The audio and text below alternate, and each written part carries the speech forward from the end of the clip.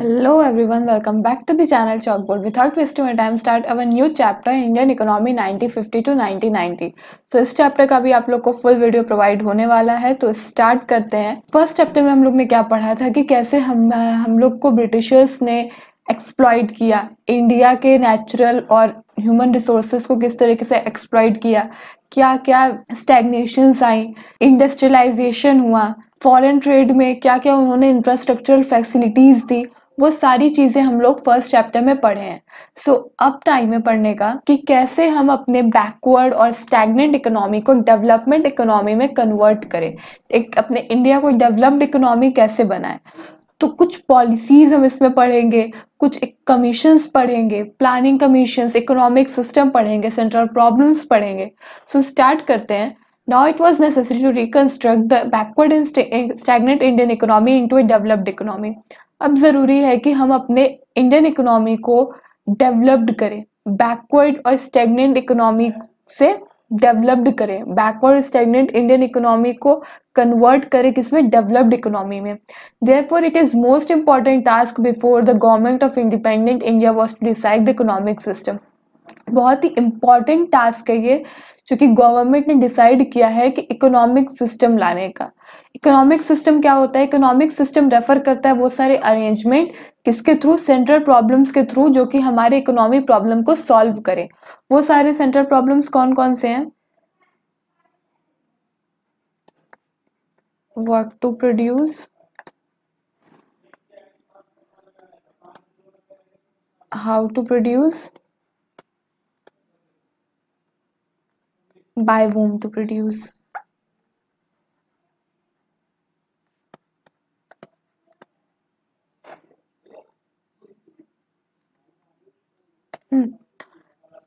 तीन central problems है हमारी, work to produce, how to produce, by whom to produce. तो इन तीनों को डिटेल में पढ़ते हैं। वर्क टू प्रोड्यूस का मतलब क्या होता है? ये इन्वॉल्व करता है डिसाइड करने में final combination of goods and services जो कि प्रोड्यूस हो रही हैं, जैसे कि दैट इज ये इन्वॉल्व करता है selection of goods and services और उसकी quantity, that the economy should be produced. Then आता है हाउ टू प्रोड्यूस, किस टेक्निक से, किस मेथड से हम लोग प्रोड्यूस कर रहे हैं। ये इन्वॉल्व करता है deciding the technique of production, that is whether selected goods to be produce ज्यादा लेबर के साथ हो रहा है, लेस कैपिटल के साथ हो रहा है, कि लेस लेबर और लेस कैपिटल के साथ हो रहा है। नेक्स्ट क्या है? फॉर वूम टू प्रोड्यूस, ये इन्वॉल्व करता है डिसाइड करने में distribution of output among people, people के बीच में जो आउटपुट डिस्ट्रीब्यूट हो रहा है वो किस बेसिस पे हो रहा है।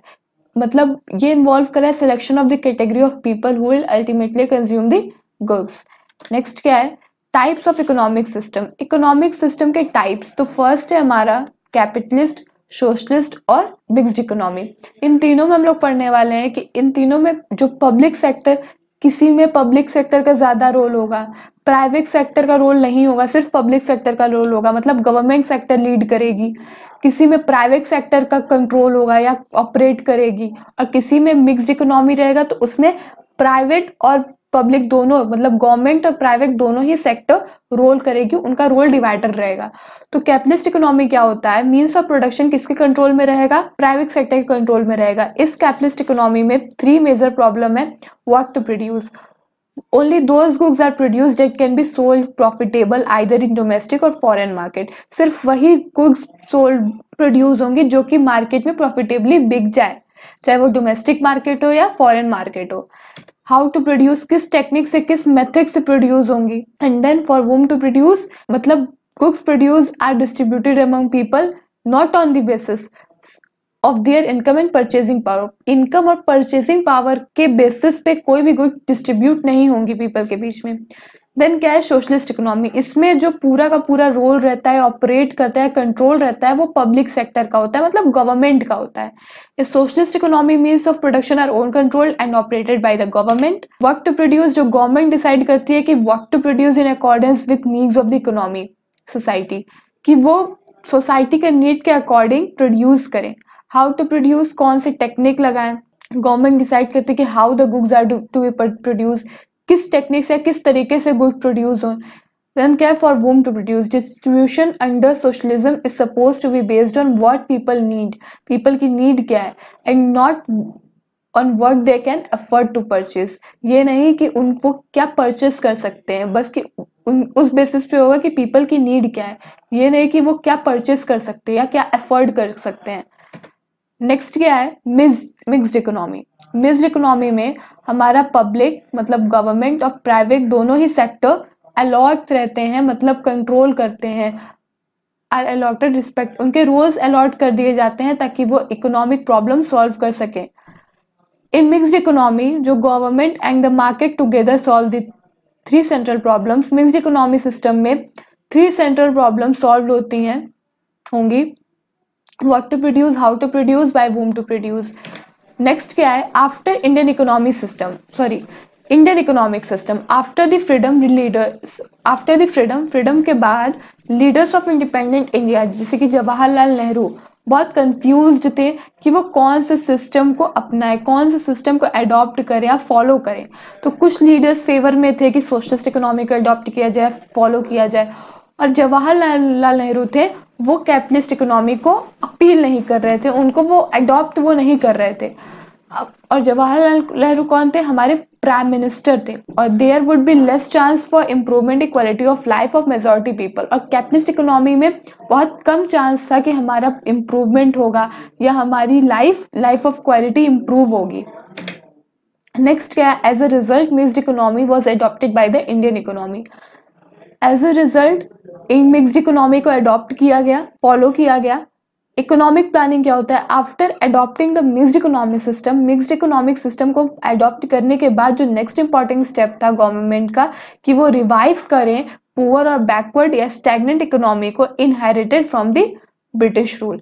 For the development of Indian economy it was necessary for the government to plan. Indian economy को डेवलप्ड करने के लिए गवर्नमेंट के लिए ये नेसेसरी हो गया था कि वो गवर्नमेंट को क्या करें, प्लान करें, ताकि कैसे हमारा इंडियन इकोनॉमी डेवलप्ड होगा। For the economy known as economic planning, जिसे हम क्या कहते हैं, इकोनॉमिक प्लानिंग। नेक्स्ट क्या है, economic planning can be defined as making major economic decisions what, how and for whom to produce. The industrial policy resolution of 1948, industrial policy resolution कब आया था, 1948 में। And the directive principle of Indian constitution assign करता है leading role to the public sector को। Private sector was also encouraged to be part of an plan efforts to make economic planning effective। Economic planning को और effective बनाने के लिए government ने setup किया प्लानिंग कमीशन। कब सेटअप किया, 1915 में, and the dates are very important. Under the chairmanship of then prime minister Pandit Jawaharlal Nehru. The purpose क्या था कमीशन का, कि वो केयरफुली एसेस करे ह्यूमन और फिजिकल रिसोर्सेज को, और वो जितने भी रिसोर्सेज हैं हम लोग उस तरीके से प्लान प्रिपेयर करें कि हमारे जितने रिसोर्सेज वो इफेक्टिवली यूज हो पाए। नेक्स्ट क्या है, प्लानिंग कमीशन फिक्स्ड करता है प्लानिंग पीरियड एट 5 ईयर, और हमारा which begin the era of 5 year plan. Goals क्या है 5 ईयर प्लान का, the 5 year plan have also taken care to ensure that the weaker section of the population benefit from the economic progress of the country. जो first 5 year plan था वो launch किसके through हुआ था, prime minister, अब first prime minister के through, जो कि जवाहरलाल नेहरू थे, पंडित Jawaharlal Nehru, in parliament. Next क्या है, it was launch for period starting from 1 April 1951 and ending on 31 मार्च 1956। जो हमारा फर्स्ट पीरियड था वो कब स्टार्ट हुआ था, लॉन्च हुआ था 1951 से 31 मार्च 1956 तक। और हमारा 12th 5 year plan of the government कब स्टार्ट हुआ था, 2012 टू 17 तक, और ये हमारा लास्ट 5 ईयर प्लान था। हर एक 5 ईयर प्लान का कुछ बेसिक गोल होता है, तो बेसिक गोल क्या क्या है, ग्रोथ है, सेल्फ रिलायंस है, मॉडर्नाइजेशन है, इक्विटी है। ग्रोथ में क्या है, इसमें जीडीपी और प्रोडक्शन का ग्रोथ होना इंपॉर्टेंट है। सेल्फ रिलायंस होना चाहिए, मीन्स कि सेल्फ सफिशिएंट हो हर चीज में, किसी पे डिपेंड ना होना पड़े।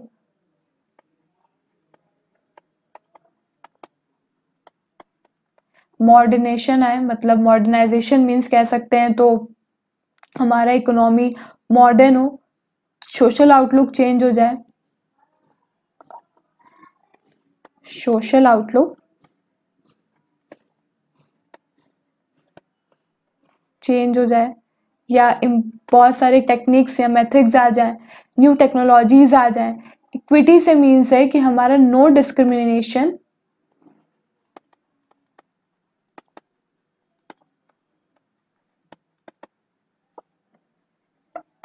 ऑन द बेसिस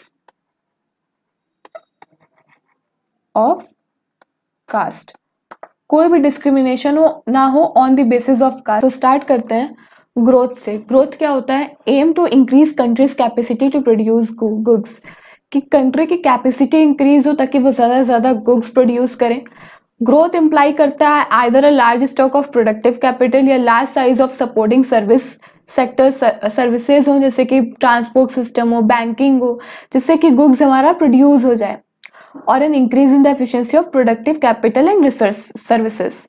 नेक्स्ट क्या है कि एज ए इकोनॉमिक लैंग्वेज या इन इकोनॉमिक लैंग्वेज जीडीपी क्या है? गुड इंडिकेटर है ऑफ इकोनॉमिक ग्रोथ का, या is steady increase in gross domestic product. In some countries growth in agriculture से ग्रोथ होने पे हमारा जीडीपी बढ़ रहा है, और ऐसे कुछ कंट्री में सर्विस सेक्टर में ग्रोथ होने से हमारा जीडीपी बढ़ रहा है। तो जो कंट्रीब्यूशन है ईच इकोनॉमिक सेक्टर का जीडीपी में वो क्या मेक करता है? स्ट्रक्चरल कंपोजिशन मेक करता है। स्ट्रक्चरल कंपोजिशन मतलब क्या होता है कि रेफर करता है नंबर ऑफ पीपल इंगेज्ड है डिफरेंट सेक्टर्स में। नेक्स्ट क्या है? मॉडर्नाइजेशन। मॉडर्नाइजेशन मतलब technology, new technology. Okay, modernisation. Indian planners have also recognised the need of modernisation. Need है मॉडर्नाइजेशन की ऑफ सोसाइटी कि रेस करे standard of living. Modernisation include करता है adaptation of new technologies adopt करें ताकि हमारा production of goods and services और बढ़े थ्रू न्यू टेक्नोलॉजीज। नेक्स्ट क्या है? चेंज इन सोशल आउटलुक। सोशल आउटलुक में चेंज लाए, मतलब जेंडर एम्पावरमेंट और वुमेन को इक्वल राइट्स प्रोवाइड करें। सोसाइटी तभी ज्यादा सिविलाइज्ड होगी जब हम लोग वुमेन को एक अपने वर्क प्लेस पे काम देंगे, या मतलब हमारी सोसाइटी तब सिविलाइज्ड होगी जब हम लोग वुमेन का वर्क प्लेस पे यूज करेंगे, उनके टैलेंट्स का यूज करेंगे। Then our society will be more civilised when we used women talents in our work place. Okay, next क्या है? Self reliance. सेल्फ रिलायंस मतलब हमको किसी पे निर्भर ना होना पड़े, खुद पे किसी पे डिपेंड ना होना पड़े, खुद पे डिपेंड रहे। ओके, किसी अदर कंट्रीज पे ना डिपेंड होना पड़े। तो self reliance under Indian conditions means overcoming the need of external assistance. In other words, it means to have development through domestic resources. Okay, to promote economic growth and modernization, the 5-year plan stressed on the use of own resources. अपना खुद का resources use करें, किसी दूसरे country पे या foreign country पे में depend ना होना पड़े। The policy of self reliance was considered a necessity because of 2 reasons, कि हमारा जो foreign dependency है वो reduce हो जाए। Okay, अवॉइड करना फॉरेन इंटरफेरेंस, जैसे कि इंपोर्ट करने पे, फूड सप्लाई करने पे जो जितने भी फॉरेन टेक्नोलॉजीज और फॉरेन कैपिटल वो क्या करते हैं? इंक्रीज करते हैं कि फॉरेन इंटरफेरेंस। तो ये सारी चीजें अवॉइड करना फॉरेन इंटरफेरेंस को। इक्विटी क्या होता है कि कोई भी कास्ट के बेसिस पे, जेंडर के बेसिस पे जो जितनी भी डिस्क्रिमिनेशंस होती हैं वो हट जाए। According to equity every Indian should be able to his or her basic needs. उनका राइट है, उनका बेसिक नीड्स उनका राइट है, जैसे कि फूड हो गया, हाउस हो गया, एजुकेशन हो गया, हेल्थ फैसिलिटीज हो गई, ये सारी क्या है? उनकी बेसिक नीड्स है, उनकी राइट है। And inequality in the distribution of wealth would be reduced. और जो वेल्थ के ऊपर या वेल्थ के बेसिस पे जितनी भी इनइक्वालिटीज होती है वो रिड्यूस हो जाए। इन शॉर्ट, इक्विटी का यही एम है कि स्टैंडर्ड ऑफ लिविंग बढ़े सारे पीपल को, और सोशल जस्टिस क्या हो? प्रोमोट हो। नेक्स्ट क्या है? Agriculture. Eight the time of independence जो लैंड टेन्योर सिस्टम था वो कैटेगराइज्ड हुआ था बाय इंटरमीडियरीज के थ्रू, जैसे कि जमींदार्स वो मेनली कलेक्ट करते थे रेंट, किस फॉर्म में? लगान के फॉर्म में। किससे? एक्चुअल टीलर से या फार्मर से या पुअर फार्मर से। जो लो लेवल ऑफ प्रोडक्टिविटी था एग्रीकल्चर सेक्टर में वो फोर्स करता था Indian to import good import करे। कहाँ से? स्टेट्स ऑफ अमेरिका से। नेक्स्ट क्या है? The agriculture sector accounted for the largest share of workforce with approximately 70 to 75%। इसलिए एग्रीकल्चर डेवलपमेंट फोकस बहुत ज्यादा किया गया था 5-year प्लान में। फीचर क्या है? लो लेवल ऑफ प्रोडक्टिविटी थी। जो इंडियन एग्रीकल्चर सेक्टर था was known for its low level of productivity because lack of knowledge था, लैक ऑफ फैसिलिटीज थी, कोई भी इरिगेशन फैसिलिटीज नहीं थी, कोई भी न्यू मेथड नहीं थे। तो दैट्स वाई ये रिस्पॉन्सिबल था कि हमारी लो लेवल ऑफ प्रोडक्टिविटी थी एग्रीकल्चर सेक्टर में। डिस्कस्ड अनएम्प्लॉयमेंट था। ये रेफर करता है to a state in which more people are engaged in work than are really needed. Next क्या है? High dependency on rainfall, rainfall पे फार्मर्स बहुत ज़्यादा डिपेंडेंट थे क्योंकि कोई भी न्यू टेक्नोलॉजीज या न्यू टेक्निक्स नहीं थी जिससे वो कर पाते, तो उनको रेनफॉल पे ही डिपेंड होना पड़ता था। सबसिस्टेंस फार्मिंग थी, मतलब it is the practice of growing crops only for one's own use के लिए without any surplus for trade. There were also very high incidence of subsistence farming. Okay, तो outdated technology भी थी, harvesting machines थे, outdate obsolete technology थी, harvesting was generally done manually and was very tedious, बहुत ज़्यादा tedious था। Conflict होता था किसके बीच, टीनिंग्स और लैंडलॉर्ड के बीच। Farmer were often a part of a critical contract, farmer एक क्रिटिकल कॉन्ट्रैक्ट के पार्ट थे, या बाउंड थे क्रिटिकल कॉन्ट्रैक्ट से। किससे? अपने लैंडलॉर्ड से। लैंडलॉर्ड यूज करते थे extend huge amount of interest, किससे? फार्मर से, और उन्हें और डिप्राइव्ड करते थे them to their necessities. Small land holdings, मतलब most of the land holdings जो थी फार्मर्स की वो स्मॉल थी। Small land holdings is a hindrance था बहुत बड़ा in the process of agriculture growth, as framing can be carried out by only labour. सिर्फ लेबर के थ्रू एग्रीकल्चर ग्रोथ होता था, कोई भी इंटेंसिव कोई भी टेक्निक नहीं थी। That is use of machines become neglected, difficult था यूज करना। Policies for growth of agriculture, तो पहला क्या है? Land reform. देन क्या है? Green revolution. लैंड रिफॉर्म क्या होता है कि इन्वॉल्व करता है change in ownership of land holdings through abolished of intermediaries and land ceiling. Change करना ओनरशिप को, क्या एबॉलिश करके? इंटरमीडियरीज और लैंड सीलिंग। ग्रीन रिवॉल्यूशन क्या होता है? इसमें आता है HYV सीड्स। HYV सीड्स मतलब high yielding variety of seeds. Okay, तो high yielding variety of seeds. Next क्या है? Land reform. Land reform primarily refer करता है change in ownership of lands. There was a great need for land reform. Land reform की बहुत ज़्यादा great need थी in country जैसे कि इंडिया में, जहाँ की मेजॉरिटी ऑफ पॉपुलेशन डिपेंड थी एग्रीकल्चर पे। तो that's why the land reforms are most important in India. Land reform were needed to achieve the objective of equity in agriculture. Abolition of intermediaries. Indian government took various steps to abolish intermediaries. Indian government ने बहुत सारे step लिए हैं क्या abolish करने का? Intermediaries abolish करने का, and to make tiller owner of land बनाने के लिए। Aim to behind land to the tiller. The idea behind this step was that ownership of land would give incentives to the actual tillers. जो idea था कि वो ownership of land would give incentives देता था to the किसको? Actual dealers को। और ये आइडिया के पीछे क्या था? The idea behind this step was that ownership of land holding would give incentives to the actual dealers को, ताकि वो अपने इम्प्रूवमेंट करे, आउटपुट इंक्रीज करे। The abolition of intermediaries brought 200 lakh tenants into direct contact with the government. Land ceiling. Land ceiling refer करता है fixing the specified the limit of land which could be owned by an individual. Land ceiling refer करता है fix करना specified limit. क्या fix करना? Limit of land fix करना which could be owned by an individual. जो कि किसके own में हो? सिर्फ एक इंडिविजुअल के ओन में हो।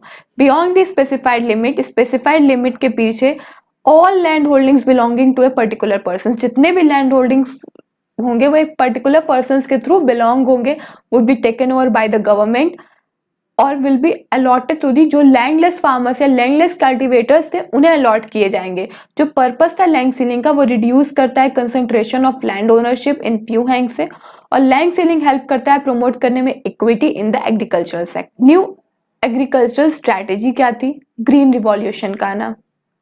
The new agriculture strategy was adopted in during third plan. Third plan के टाइम हमारी न्यू एग्रीकल्चर स्ट्रेटेजी अडॉप्ट की थी कब? 1916 में। The traditional agriculture practices follow किया था India, were gradually being replaced by modern technology on agriculture practices. Outdated technology से modern technology पे शिफ्ट होना, थर्ड प्लान यही था। तो ग्रीन रिवॉल्यूशन था जिससे हम लोग न्यू टेक्नोलॉजी मिली या न्यू मेथड मिले हमें क्रॉप्स उगाने के। Green Revolution. At the time of independence, about 75% of the country population depend थी एग्रीकल्चर पे. इंडियाज एग्रीकल्चर विक्टली डिपेंड थी रेनफॉल पे या मानसून पे, जो कि फार्मर्स जिससे कि फार्मर्स को बहुत सारा ट्रबल, बहुत सारे प्रॉब्लम्स फेस करने पड़ते थे because they totally depended on rainfall और monsoon. Moreover the productivity in the agriculture sector was very low due to use of outdated technology. और हमारी एग्रीकल्चर प्रोडक्टिविटी बहुत ही लो थी क्योंकि हम आउटडेटेड टेक्नोलॉजी यूज करते थे and absence of required infrastructure, हमें उतनी इंफ्रास्ट्रक्चर फैसिलिटीज नहीं मिल पाती थी. As a result of intensive and continued efforts of many agriculture scientist, this stagnation in agriculture was permanently broken by green revolution. और ये स्टैग्नेशन परमानेंटली ब्रोकन हो गया किसके थ्रू? ग्रीन रिवॉल्यूशन के थ्रू. ग्रीन रिवॉल्यूशन क्या था? Green revolution refer करता है कि to the large increase in production of food grains due to use of high yielding variety seeds. High yielding variety seeds को यूज करके जो food grains का प्रोडक्शन बढ़ाना, उस सीड्स को यूज करके हमारी प्रोडक्शन बढ़ी क्रॉप्स की, जिसे कि हम लोग मिरेकल सीड्स भी कहते हैं, जो कि सिर्फ स्पेशली किसके लिए होती है? वीट और राइस के लिए. इंपॉर्टेंट इफेक्ट क्या था ग्रीन रिवॉल्यूशन के? Attaining marketable surplus. Marketable and और मार्केटेड सरप्लस रेफर करता है पार्ट ऑफ एग्रीकल्चर प्रोड्यूस जो कि सोल्ड हो मार्केट में किसके थ्रू? फार्मर्स के through after meeting their own consumption requirement. Growth in agriculture output makes a difference to the economy only when large proportion of this increase in is sold in the market. Buffer of stock of food grains होने लगा, ज्यादा से ज्यादा हम लोग को food grains का stock बनने लगा. जो green revolution enable the government to produce sufficient amount of food grains, ताकि जब हमें जरूरत पड़े तो हम उसे यूज कर सके उस फूड ग्रेन्स को. तो हमारे पास बफर स्टॉक हो गया to build a stock which could be use in times of food shortage. और उस स्टॉक का तब यूज होगा जब हमारे पास फूड की शॉर्टेज होगी. Benefit to low income groups as large proportion of food grains was sold by the farmers in the market. Their process decline करता था related to other items of consumption. Next क्या है? Industrial development. The developing countries जैसे कि India हो गई can progress only if they have a good industrial sector. वो तभी growth होगी, तभी progress करेगी जब उनके पास एक good industrial sector होगा. इंडस्ट्री प्रोवाइड करती है एम्प्लॉयमेंट लोगों को, which is more stable than employment in agriculture, जो एक बहुत ज्यादा स्टेबल है किससे? एम्प्लॉयमेंट इन एग्रीकल्चर से. इंडस्ट्रियलाइजेशन प्रोमोट करता है मॉडर्नाइजेशन को भी and overall prosperity. Due to this reason 5-year plan stressed a lot on the industrial development. Next क्या है? At the time of independence जो वैरायटी ऑफ इंडस्ट्री थी वो बहुत लिमिटेड थी. Cotton, textile and jute industry were mostly developed in India. There were only 2 well managed iron and steel company. और उस time या इंडिपेंडेंस से पहले सिर्फ आयरन और स्टील कंपनी ही थी जो वेल मैनेज थी. एक जो iron steel one in Jamshedpur और एक कहाँ थी? कोलकाता में थी. So there was a strong need to expand the industrial base and with a variety of industries. तो यहाँ पे बहुत ज़्यादा ही नीड थी कि हम एक्सपेंड करें अपने इंडस्ट्रियल बेस को और वैरायटी ऑफ इंडस्ट्रीज बनाएं. रोल क्या था पब्लिक सेक्टर का इंडस्ट्रियल डेवलपमेंट में? तो shortage of capital and with private sector. Private entrepreneurs did not have the capital to undertake investment. Private entrepreneur के पास ज्यादा कैपिटल नहीं थी कि वो इन्वेस्टमेंट करे इंडस्ट्रियल वेंचर्स पे required for the development of the Indian economy. तो पब्लिक गवर्नमेंट ने उन्हें पैसा दिया.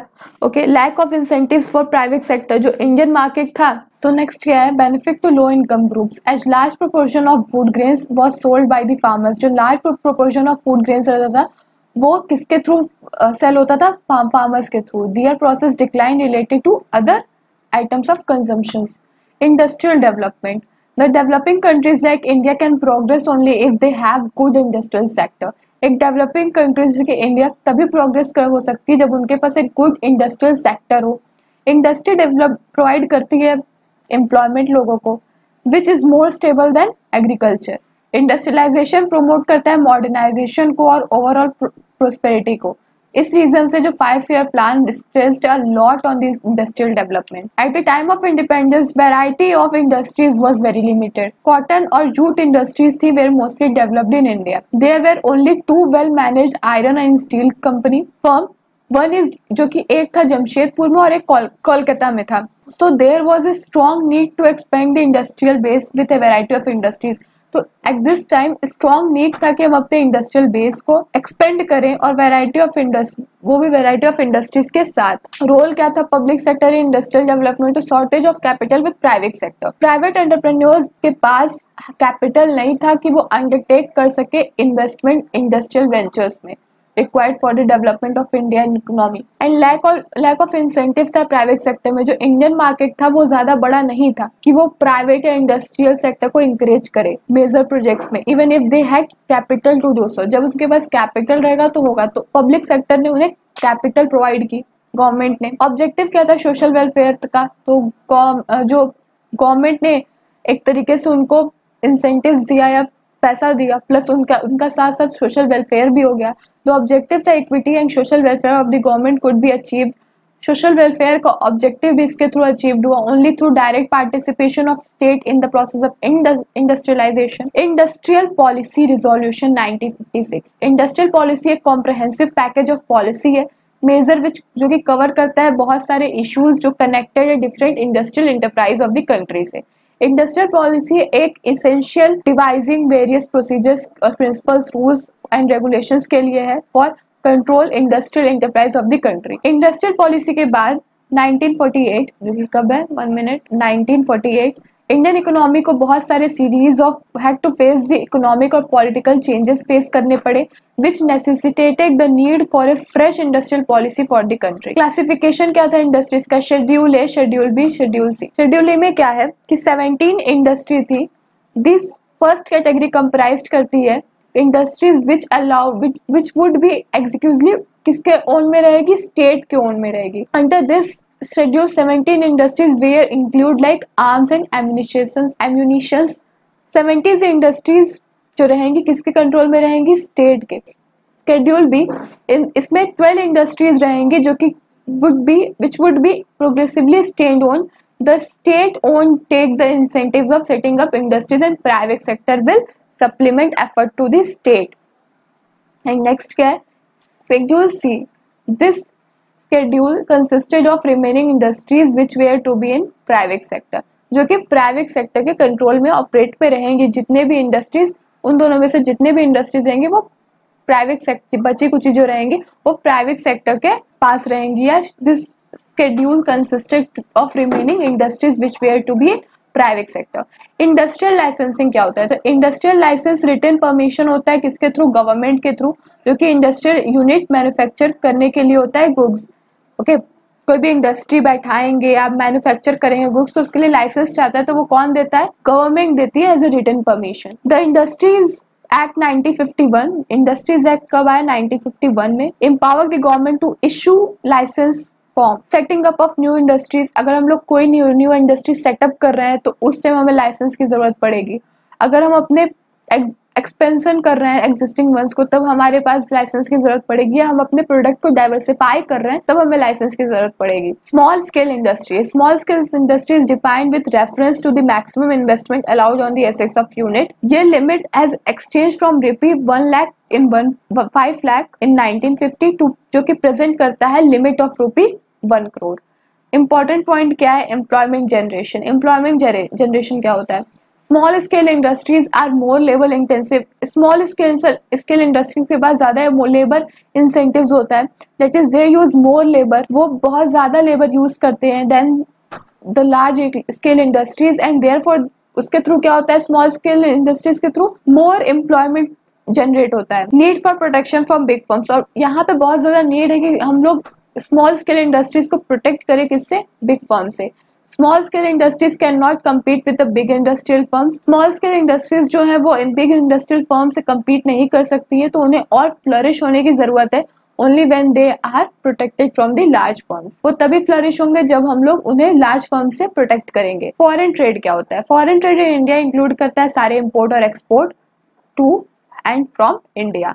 ट्रेड पॉलिसी इंपोर्ट सब्स्टिट्यूशन क्या होता है? इंपोर्ट सब्स्टिट्यूशन रेफर करता है कि हम अपने डोमेस्टिक प्रोडक्शन को कैसे बचाएं। ओके, पॉलिसी रिप्लेसमेंट और substitution of imports bye domestic productions को कैसे बचाएं। Protection from import through tariff and quotas. Tariff और कोटास के थ्रू हम अपने प्रोडक्शन प्रोटेक्ट कर सकते हैं।